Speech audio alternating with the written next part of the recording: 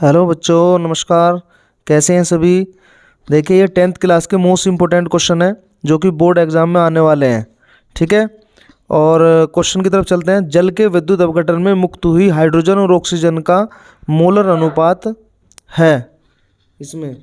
तो इसका जो सही आंसर होगा बच्चों, वो होगा हमारा कौन सा, 2:1। कैसे? जल का जो फॉर्मूला होता है वो होता है H2O। ओके। जल का फॉर्मूला क्या होता है? H2O। ठीक है। तो इसमें हाइड्रोजन कितना है? 2 और ऑक्सीजन कितना है? 1। ठीक है। 2:1 के रेशो में होता है। ओके। तो चलते हैं नेक्स्ट क्वेश्चन की तरफ। तो ये नेक्स्ट क्वेश्चन है, सूर्य के प्रकाश में अपघटित होने वाला लवण कौन सा है? सूर्य के प्रकाश में अपघटित होने वाला लवण कौन सा है बच्चों? तो ये है हमारा AgCl। ठीक है। ये क्या है? AgCl। इसका पूरा नाम क्या है? AgCl का सिल्वर क्लोराइड। Silver chloride. ठीक है। नेक्स्ट क्वेश्चन है Fe2O3 plus 2Al tense to Al2O3 plus 2Fe। यह अभिक्रिया किस प्रकार की है? वियोजन है, संयोजन है, विस्थापन है या द्विविस्थापन है? तो ये बच्चों है विस्थापन अभिक्रिया। ठीक है। विस्थापन अभिक्रिया है क्योंकि यहाँ पे जो O3 है, यहाँ पे जो O3 है वो Fe में से विस्थापित हो रहा है। ठीक है। तो ये है विस्थापन अभिक्रिया और एक ही बार विस्थापन हो रहा है, तो ये विस्थापन है। अगर दो तत्वों का विस्थापन होता तो ये द्विविस्थापन होता, ये वाला। ठीक है।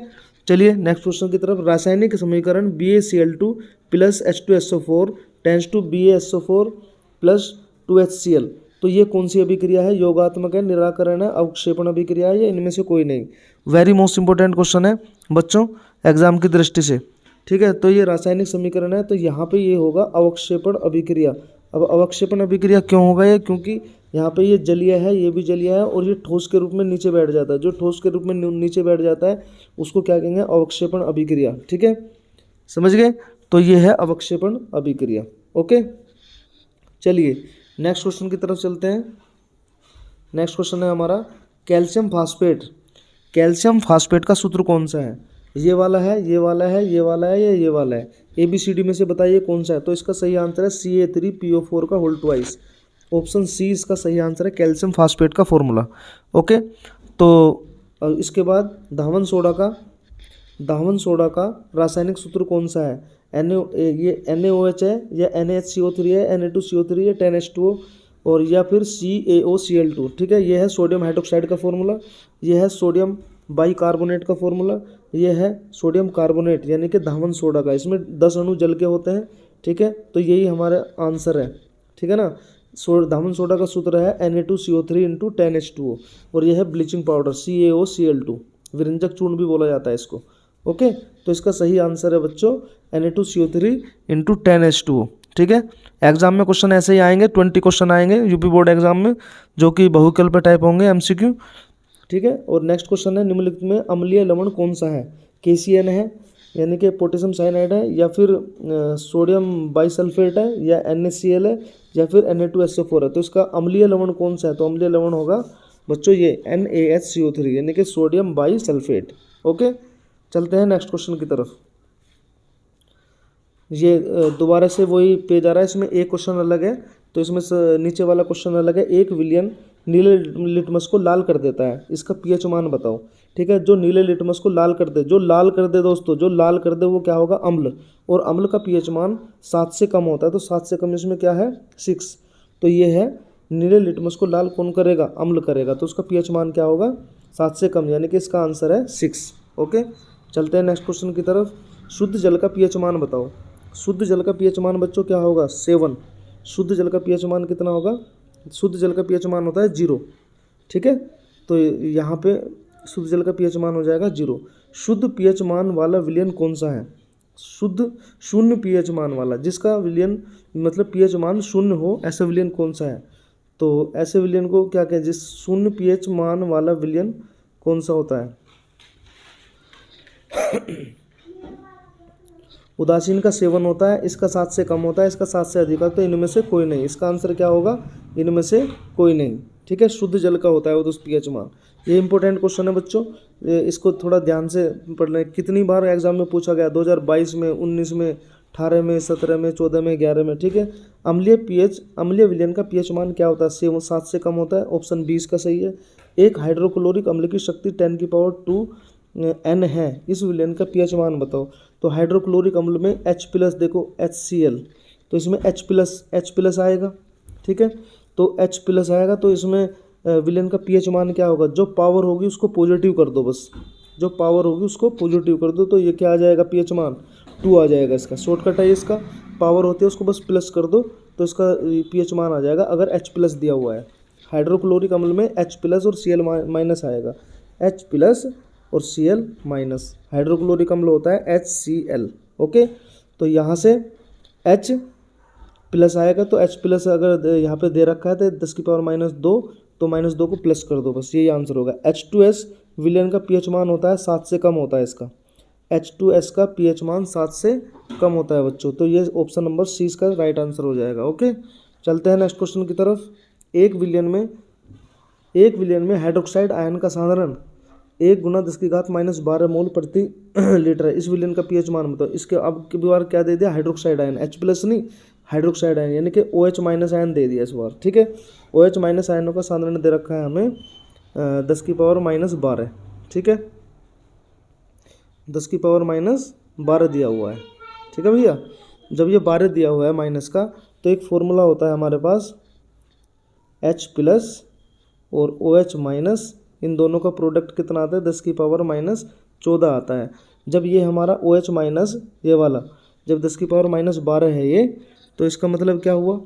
तो 12 को जब इधर लेके जाएंगे तो H+ आ जाएगा, H+ आ जाएगा 10⁻14, 14/10⁻12, और 12 से 12 कट जाएगा, 10⁻2 बचेगा, ठीक है। 10 की पावर कितना बचेगा? -2। यहाँ पे 14, यहाँ पे जो 12 है, ये देखो 10⁻2 आ जाएगा H+, ठीक है ना। तो 10⁻2 आ गया, यहाँ पे -2 आया, तो इसको पॉजिटिव कर दो, बस H+ आ गया। पीएच मान कितना आया? 2 + का 2 आएगा। यहाँ पे OH आयन का साधारण दे रखा है 10⁻12 दिया हुआ है। दोनों का गुणनफल क्या होता है? 10⁻14। जब -14 को 10⁻12 से डिवाइड किया जाएगा तो H+ आ जाएगा। तो ये H+ आया 10⁻2, तो ये माइनस में है, तो अभी पीछे वाला क्या था क्वेश्चन, तो ये माइनस को प्लस कर दो, बस ये आ जाएगा। वैसे तो इसका फॉर्मूला होता है pH = -log H+ आयनों का साधारण, ओके। इससे हम निकाल सकते हैं। वैसे तुम डायरेक्ट याद रखो, अगर ऑप्शन में आता है तो इस तरीके से कर सकते हो, ठीक। एक जलीय विलयन का पीएच मान कितना है? एक जलीय विलयन का पीएच मान है 4।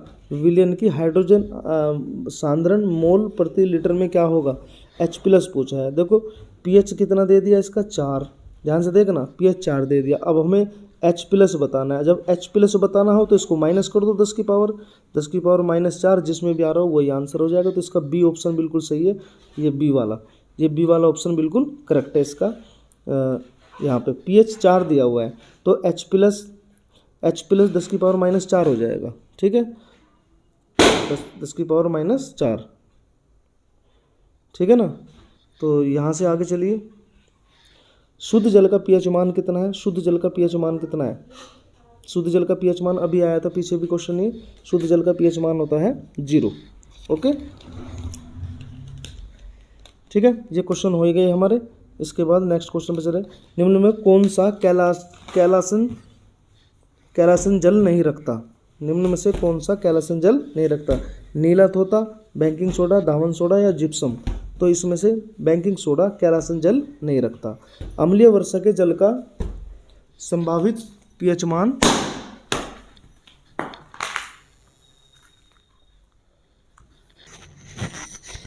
अम्लीय वर्षा के जल का संभावित पीएच मान है, तो इसका आंसर है 5.2, ओके। क्षारक के साथ हल्दी का रंग होता है भूरा लाल, ठीक है। क्षारक के साथ हल्दी का रंग कैसा होता है? भूरा लाल होता है बच्चों, ओके। चलिए नेक्स्ट क्वेश्चन की तरफ। एक विलयन जो नीले लिटमस को लाल कर देता है, इसका पीएच मान कितना होगा? नीले लिटमस को लाल कौन करेगा? जिसका पीएच मान 7 से कम होगा, यानी कि अम्ल करेगा लाल। अम्ल का पीएच मान 7 से कम होता है। ये हो गया इसका आंसर 6, ठीक है। चलिए नेक्स्ट क्वेश्चन की तरफ। एल्केनो का सामान्य सूत्र है।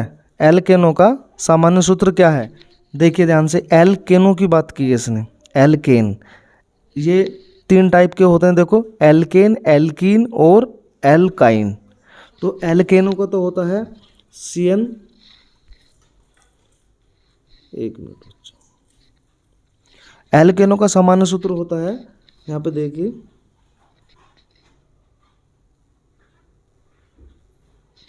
CnH2n+2, ये इसका सही आंसर है। ये एल्केन है, ये एल्कीन है, और एल्काइन का होता है CnH2n-2। ओके, CnH2n-2 ये होता है एल्काइन का। ओके, ठीक है ना। अब चलिए नेक्स्ट क्वेश्चन का, निम्न में एल्कीन का सूत्र कौन सा है? एल्कीन का, एल्कीन क्या होता है? CnH2n। अब रख के देख लो, CN अगर यहाँ 3 रखेंगे, C3H2 × 3, ठीक है। तो ये फॉर्मूला होता है C3H2 3 6, तो इसका आंसर क्या हो जाएगा? B, ठीक है। एल्कीन का फॉर्मूला होगा C3H6। एल्काइन का क्या होता है? अभी अभी पीछे बताया था, CnH2n-2, ठीक है। ये होता है एल्केन, ये होता है एल्काइन। एल्काइन का ये होगा C ऑप्शन। ओके, चलते हैं नेक्स्ट क्वेश्चन की तरफ। निम्न में से किस कार्बनिक यौगिक में कीटोनिक समूह उपस्थित है? निम्न में से किस कार्बनिक यौगिक में कीटोनिक समूह उपस्थित है? कीटोनिक समूह होता है बच्चों ये वाला, ये कीटोनिक समूह होता है, ठीक है। कीटोनिक समूह में क्या होता है? C डबल बॉन्ड O, ये तो रहेगा ही रहेगा। इसके साथ साथ यहाँ पे जो ये 2 संयोजकता है इसकी, ये 1 और 1 2, ठीक है। तो यहाँ पे एल्किल समूह जुड़ेगा, यहाँ पे एल्किल समूह जुड़ेगा, ठीक है। तो यहाँ पे एल्किल समूह देखो, एल्किल समूह यहाँ पे देखो, C इसमें OH जुड़ा है, CH3 जुड़ा है, ये भी नहीं है, क्योंकि ये क्या हो जाएगा हमारा? ये एल्कोहल हो जाएगा। और इसमें देखते हैं, C डबल बॉन्ड O तो सब में आ रहा है, एक तरफ CH3 है, एक तरफ है H, तो ये एल्डिहाइड हो जाएगा, ठीक है। तो ये जो कीटोनिक समूह है वो होगा ये, क्योंकि C डबल O के साथ एक एल्किल समूह इधर जुड़ा है, एक एल्किल समूह इधर जुड़ा है, उसी को कीटोनिक समूह बोलते हैं। ओके, ठीक है ना। कार्बोनिल समूह होता है C डबल बॉन्ड O, और इसके एक तरफ एल्किल समूह और दूसरी तरफ भी एल्किल समूह हो, तो वो हो जाएगा कीटोनिक समूह। ओके, कार्बन परमाणु की संयोजकता है, अगर इसमें डिटेल में वीडियो चाहिए इन पर, तो मुझे कमेंट्स बॉक्स में बता सकते हैं आप, ठीक है। तो यहाँ पे कार्बन परमाणु की संयोजकता कितनी होती है? कार्बन परमाणु की संयोजकता होती है बच्चों 4, क्योंकि कार्बन की 4 संयोजकता होती है। अगर कार्बन का परमाणु क्रमांक देखा जाए तो 6 होता है, इलेक्ट्रॉनिक विन्यास करेंगे 2 और 4, बाह्य कोश में जितने इलेक्ट्रॉन होते हैं वही उसकी संयोजकता मानी गई है। तो यहाँ पे क्या हो जाएगा? 4। कार्बन परमाणु की संयोजकता कितनी होगी? 4। ओके, ठीक है। निम्नलिखित में से साबुन का सूत्र कौन सा है? साबुन का सूत्र A है, B है, C है या D है, ठीक है। तो इनमें से साबुन का फॉर्मूला होगा बच्चों C17H35 COO Na, sodium stearate, ये साबुन का फॉर्मूला है C17H35 COO Na। ओके, फटाफट करा रहा हूँ ताकि तुम्हें जो है जल्दी से समझ में आ जाए और जल्दी से इन्हें जो है एग्जाम के लिए तैयार कर लो। साबुन के अणु में होता है जल विरागी शीर्ष तथा जल रागी पूंछ, ठीक है। इनमें से चारों में ऑप्शन में है जल विरागी शीर्ष तथा जल विरागी पूंछ, जल रागी शीर्ष तथा जल विरागी पूंछ। तो इसमें से C ऑप्शन सही है बच्चों, जल रागी शीर्ष होगा। शीर्ष कैसा होगा? जल रागी, और जल विरागी होगी पूंछ। मतलब जल विरागी का मतलब जल से स्नेह ना करने वाली तो पूंछ होगी, और जल रागी मतलब जल से स्नेह करने वाला क्या होगा? शीर्ष। ये इंपॉर्टेंट क्वेश्चन है, करके जाना इसको। ओके, नेक्स्ट क्वेश्चन है, मृदु साबुन बनाने के लिए आवश्यक पदार्थ कौन सा है? मृदु साबुन, जो सॉफ्ट साबुन होते हैं उनको बनाने के लिए धावन सोडा चाहिए, खाने का सोडा चाहिए, कास्टिक सोडा चाहिए, कास्टिक पोटाश चाहिए। तो इसके लिए चाहिए कास्टिक पोटाश। जो सॉफ्ट साबुन होते हैं, जो नहाने के साबुन वगैरह होते हैं, उनके लिए कास्टिक पोटाश चाहिए। साबुन में झाग उत्पन्न करने वाला पदार्थ कौन सा है? सोडियम सिलिकेट है, कार्बोलिक अम्ल है, रेजिन है, कास्टिक सोडा है। तो इसका सही आंसर है रेजिन, ठीक है। फटाफट क्वेश्चन करा रहा हूँ, अभी बहुत सारे क्वेश्चन रह रहे हैं जो कि एग्जाम में आने वाले हैं, और आप लोगों को जो है इनकी तैयारी करानी है, ठीक है।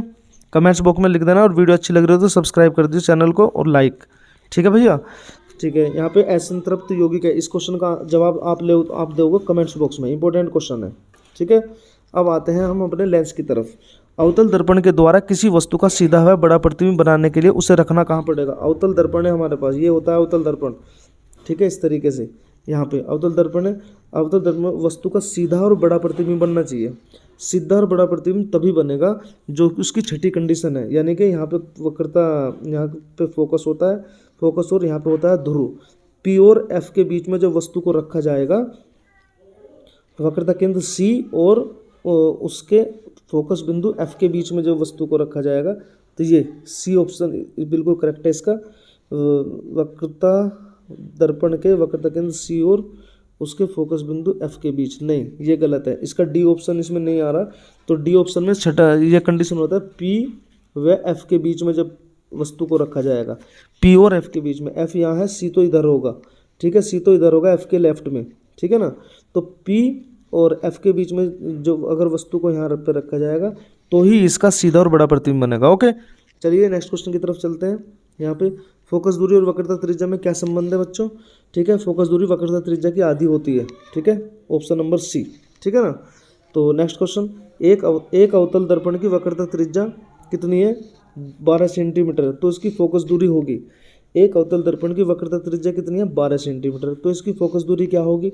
अच्छा, आर बराबर तो दे दिया हमें 12, ठीक है 12, ठीक है, और इसकी फोकस दूरी पूछा है तो 12/2, फोकस दूरी वक्रता त्रिज्या की आधी होती है ना, 2 6 12, तो कितना आएगा 6 आएगा। 6 कैसा आएगा, प्लस का या माइनस का। अवतल दर्पण की फोकस दूरी निगेटिव होती है बच्चों, ठीक है, और ये ऊपर सूत्र दिया गया है F बराबर R/2, इनके वक्रता त्रिज्या दे दी 12, 12/2 मतलब 6, और अवतल दर्पण की फोकस दूरी होती है निगेटिव और उत्तल की होती है पॉजिटिव, यानी कि अवतल दर्पण की फोकस दूरी माइनस में और उत्तल दर्पण की प्लस में होती है। ओके, नेक्स्ट क्वेश्चन, चलिए यहाँ पे देखिए, यदि वायु के सापेक्ष कांच का अपवर्तनांक 3/2 हो तो कांच के सापेक्ष वायु का अपवर्तनांक बताना है। वायु के सापेक्ष कांच का अपवर्तनांक ANG तो दे दिया हमें 3/2, ठीक है, तो कांच के सापेक्ष वायु का, इसका उल्टा कर दो, वायु के सापेक्ष कांच का दिया है, कांच के सापेक्ष वायु का पूछा है, तो इसका उल्टा कर दो, ये हो जाएगा 2/3, ठीक है ना। तो इसका ऑप्शन सी सही है, ठीक है बच्चों।